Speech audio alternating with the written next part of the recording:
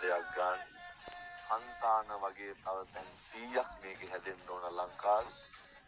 කෝටි ගාණක් තරුණ තරුණියන්ගේ අනාගතයේ අභියෝග ජය ගන්න පුළුවන් පෞරුෂත්වයෙන් හැබි පිරිසක් බිහි කරන්න නොමග යන පිරිස ඇදලා අරගෙන කොටින්ම සමාජ මාධ්‍ය ගැන කියනකොට මතක් වෙන්නේ හන්තාන හාමුදුරුවෝ. ඒ නිසා සමාජ මාධ්‍ය භාවිතයේ තුලින් අවභාවිතා වෙන්නේ නැතුව කොහොමද ජීවිතය හදාගන්නේ කියන එක උගන්වන්න රාජ්‍යයකට බැරි වුණා, ආණ්ඩුවකට බැරි වුණා.